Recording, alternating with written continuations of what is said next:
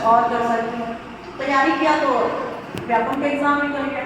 व्यापम का एग्ज़ाम जैसे मैंने जब किया 1-1.5 साल मैंने दूसरों को देखा जो बड़े पोस्ट में थे, तो लगता था मुझे और तैयारी करनी चाहिए, एज भी है, टाइम भी है, सब चीज़ है तैयारी की। तो मैं चाहती तो जैसे ही मैंने कॉलेज कंप्लीट किया उसी टाइम पे अगर मैं CGPSC का एग्ज़ाम देती तो आज मुझे 8 से 10 साल हो गया सर्विस में, है ना। तो सही टाइम पे सही डिसीजन लेना बहुत बड़ी बात है और सबसे इम्पॉर्टेंट चीज़ है। अगर आपने टाइम वेस्ट कर दिया तो फिर समझो लाइफ वेस्ट कर दिया।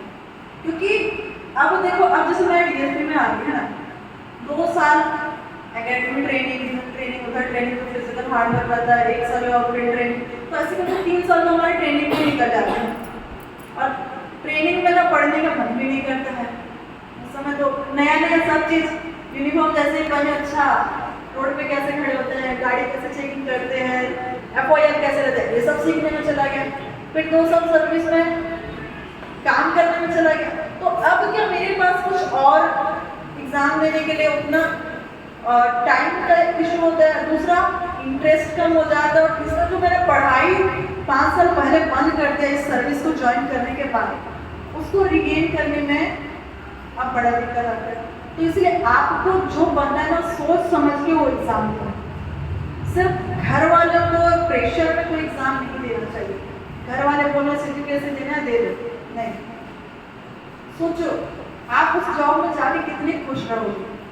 अभी कई सारे लोगों का DSP में सिलेक्शन हुआ था, उन्होंने मुझसे पूछा मैम DSP ज्वाइन करना चाहिए कि नहीं, कैसा जॉब है। तो मेरा वही कहना है, मुझे यूनिफॉर्म से बहुत प्यार है, मैं यूनिफॉर्म के बिना नहीं रह सकती, टाइम लगता है ना।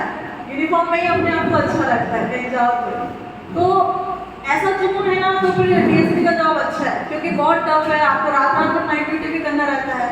तो जिसको यूनिफॉर्म से लगाओ बचपन में इतने सारे जो टफ अप्स एंड डाउन्स को झेल सकता है, लेकिन जिसको यूनिफॉर्म पसंद ही नहीं होगा वो लगेगा यार कौन सा जॉब में आते। जब देखो ड्यूटी रहता है, छुट्टी नहीं मिलता है, संडे भी नहीं मिलता है, ऐसा दुखी रहे। तो मतलब उतने बड़े पोस्ट में आने के बाद भी रहते हैं लोग दुखी रहते हैं। IPS बनने के बाद तो क्यों दुखी रहते हैं कि IAS क्यों नहीं बने।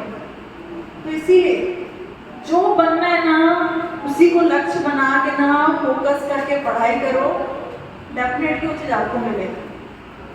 और बहुत सारे फील्ड हैं, एग्ज़ाम CGPSC के एग्ज़ाम के बारे में पूछना होगा तो भी बता दूँगा उसके बारे में।